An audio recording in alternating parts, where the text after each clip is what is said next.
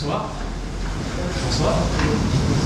Je vous remercie d'avance de vous être déplacés pour venir écouter cette conférence.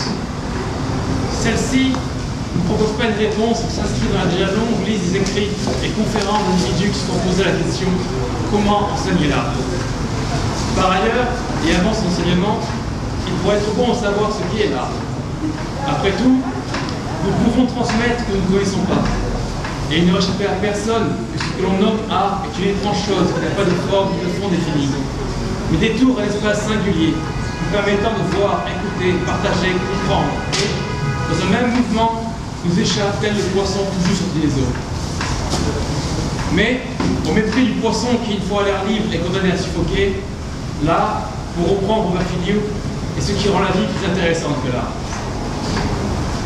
Mais quand cela commença-t-il? À l'albert quand surgit l'histoire? Avant l'histoire, il y eut la préhistoire. La préhistoire s'éclipsa à l'invention de l'écriture, des mots pour nommer, des mots pour entamer l'histoire.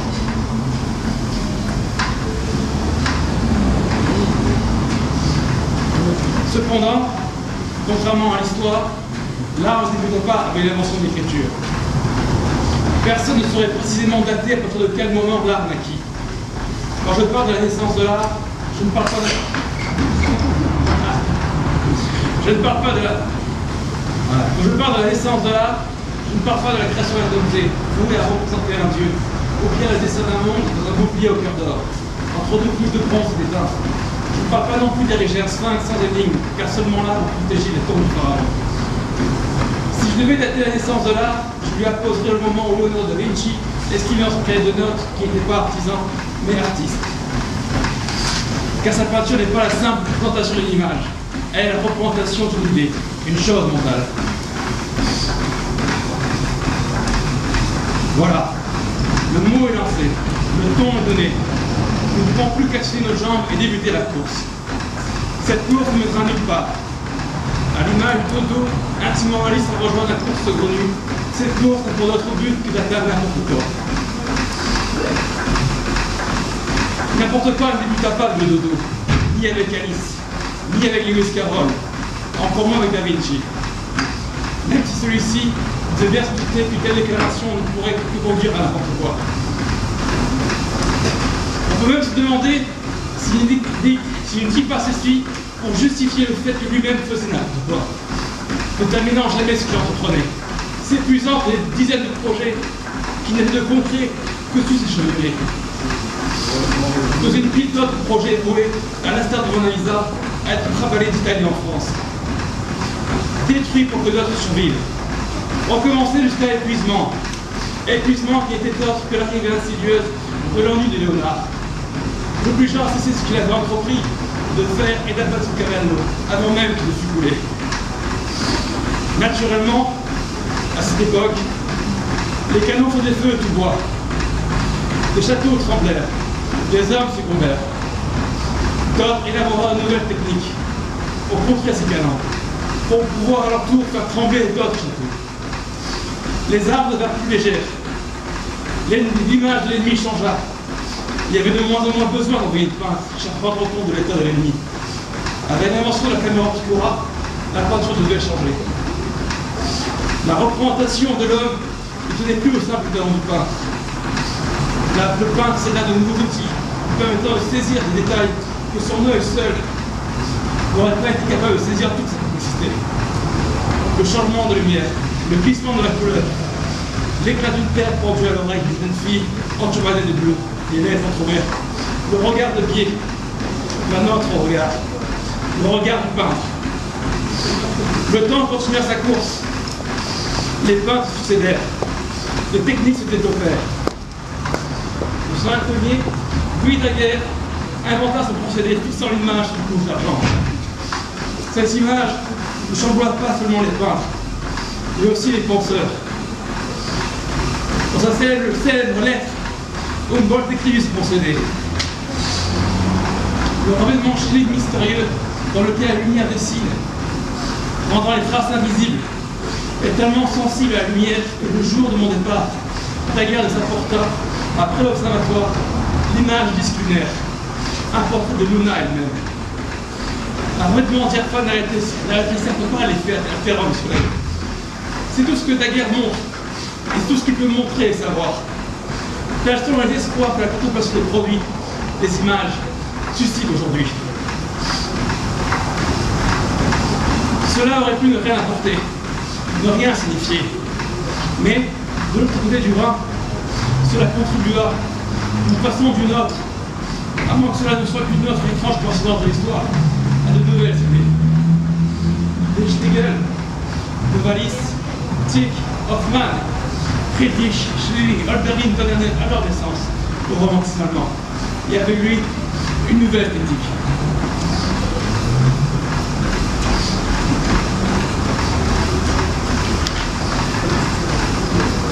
Cette esthétique n'appartenait plus à Da Vinci, ni à Vermeer, quoique.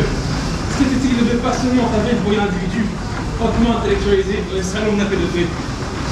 Non, cette esthétique devait être enseignée. Car, pour Schiller, c'est la culture qui infligea les dissociations de l'homme au niveau de sa compréhension du monde qui l'entoure. Pour rétablir cette unité, il faut recourir à l'éducation.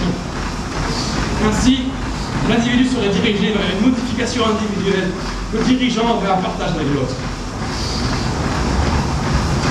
De plus, dans sa 8e lettre sur l'éducation esthétique de l'homme, Schiller argumente. Pour que l'on salue avec des forces, la vérité obtienne la victoire. Il faut d'abord qu'elle ait une force, et qu'elle établisse son représentant de le royaume des apparences une pulsion. Car les pulsions sont dans le monde sensible la seule force motrice. Les pulsions sont dans le monde sensible la seule force motrice. Il est étrange de penser que quelques 150 années plus tard, c'est le retrait du sensible qui appuiera définitivement notre volonté à faire n'importe quoi. En effet, 150 ans plus tard, c'est en se promettant de ne pas avoir un objet, un quelconque attrait esthétique, que Duchamp ouvre la voie à l'art de pouvoir. Nous avons fait un bond de 200 ans. La course ne s'est jamais s'arrêter, et pourtant, nous n'avons parcouru que 2 km. Bien sûr, nous avons pris des raccourcis. Ce tapis pourrait sûrement tenir autant de kilomètres que les qui séparent Da Vinci de Schiller et Duchamp. Quant à mon corps, cela est moins sûr. Car, durant ces 2 km, mon corps n'a toujours pas été en mesure de prendre son souffle. Le plus dur dans l'art, c'est dans les 5 premiers kilomètres. Les 5 premiers kilomètres, c'est le feu qui tend pour que le corps ait pu s'échauffer. Exhaler son premier souffle. Établir les bases du second souffle. Mais là encore, entre le premier et le second souffle, les années s'épuisent. Des pensées changent. Des hommes élaborent d'autres visions du monde.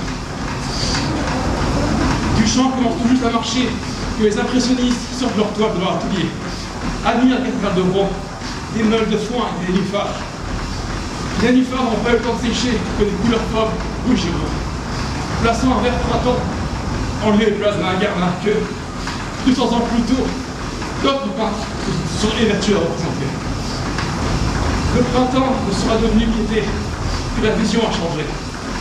Henri Poincaré, un physicien, aura écrit La science et l'hypothèse, les explications littérales qui bouleverseront à nouveau la vision de l'art. Le cubisme doit commencer son ascension, et seul la famille Stein se rendit compte de son importance.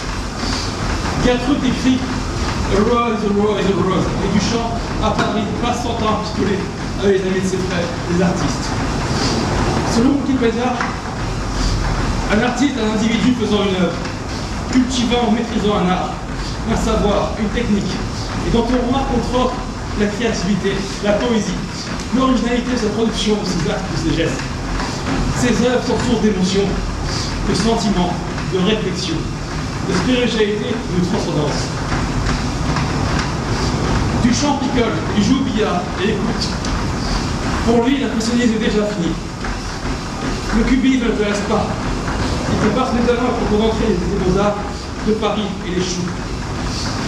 Il reste sur Paris et continue à réfléchir à cette peinture sur Henri Poincaré, sur ce monde non includien, un monde à 4 dimensions, et sur la condition de célibataire. Oui, décidément, il vaut mieux rester célibataire. Il persiste ses signes, il restera célibataire. Il se mariera 2 fois. mais il restera une machine célibataire. Une guerre se profile, elle n'est pas encore là.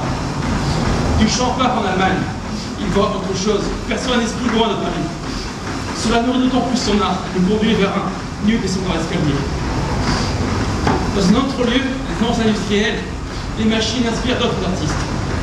Le futurisme est né. Duchamp a déjà pris cette direction, mais le pas à gagner, il changea de chemin. Il devint bibliothécaire et il lit, et continue à réfléchir sur l'esthétique, cette science du beau. Ce beau, quel est-il? Qu'est-ce que celui-ci définit-il?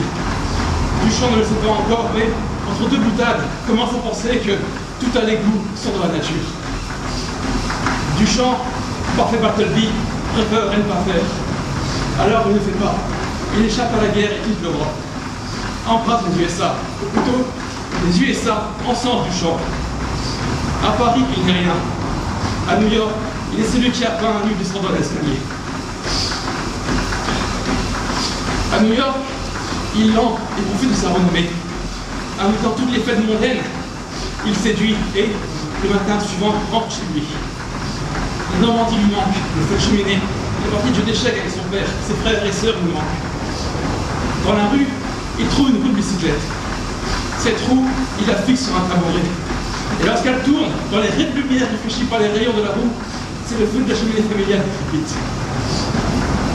Duchamp vient d'inventer le Ready-Made et il ne sait pas encore. Nous sommes en 1913, il ne fera ce qu'il vient réaliser par nostalgie un an plus tard.